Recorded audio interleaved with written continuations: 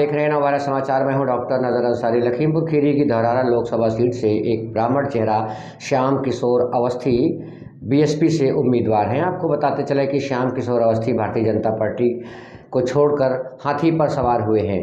BSP के श्याम किशोर अवस्थी की उम्मीदवारी से धौरारा लोकसभा क्षेत्र में राजनीतिक आंकड़ों में भूचाल सा आता हुआ नजर आ रहा है। बसपा का उम्मीदवार घोषित होने से पहले बीजेपी की रेखा वर्मा का पलड़ा भारी माना जा रहा था, लेकिन बीएसपी की घोषणा के बाद रेखा वर्मा की नैया डगमगाती हुई नजर आने लगी है और हालात कुछ ऐसे बनते जा रहे हैं कि लगातार 10 वर्षों से सांसद रही रेखा वर्मा पर बीएसपी के श्याम किशोर अवस्थी भारी पड़ते हुए नजर आने लगे हैं। राजनीतिक जानकारों का कहना है कि इस बार लखीमपुर की दोनों सीटों पर बीजेपी को मन मुताबिक आंकड़े नहीं मिल रहे हैं और यही कारण है कि लखीमपुर में बीजेपी पूरी ताकत झोंक रही है।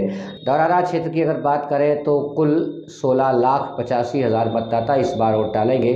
धौरारा लोकसभा की 5 विधानसभा सीटों में कुल पुरुष मतदाता 9,04,000 और महिला मतदाता 7,80,000 हैं। प्रत्याशी जातिगत आंकड़े साधने का प्रयास कर रहे हैं, क्योंकि धौरारा लोकसभा क्षेत्र में जातियों की जड़ें काफ़ी गहरी बताई जा रही हैं। राजनीतिक पार्टियां भले ही मुँह से ये ना कहती हों, लेकिन ध्रुवीकरण इनकी प्राथमिकता में है। बताते चले कि बीएसपी प्रत्याशी श्याम किशोर अवस्थी बीजेपी की रेखा वर्मा के बेहद करीबी रहे हैं और अब उनके सामने चुनावी मैदान में ताल ठोकी है। इस कारण बीजेपी की मुश्किलें बढ़ने लगी हैं। अब तो धौरारा क्षेत्र के लोगों का कहना है कि बीएसपी के प्रत्याशी श्याम किशोर की जीत और हार पर लोगों ने दांव भी लगाना शुरू कर दिया है।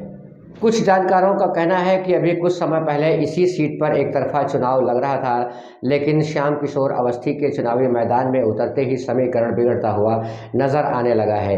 बीएसपी सुप्रीमो मायावती ने भले ही देर से निर्णय लिया हो, लेकिन मायावती के निर्णय ने बीजेपी की नींदें उड़ा दी हैं।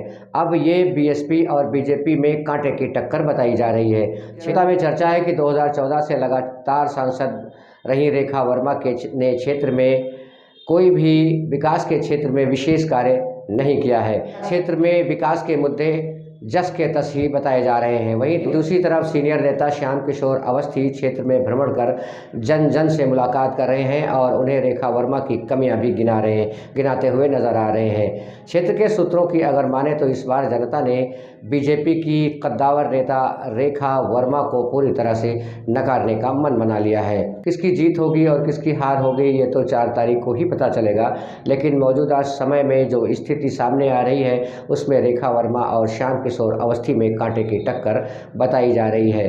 रेखा वर्मा जहां एक तरफ बीजेपी की राष्ट्रीय उपाध्यक्ष होने के नाते अपने आप को मजबूत मान रही हैं, वहीं दूसरी तरफ वरिष्ठ नेता श्याम किशोर अवस्थी ब्राह्मण और दलित वोटों के आधार पर खुद को भारी बता रहे हैं। आप भी समीकरण बिठाते रहिए, बने रहिए हमारे साथ। मिलते हैं अगले एपिसोड में। नमस्कार।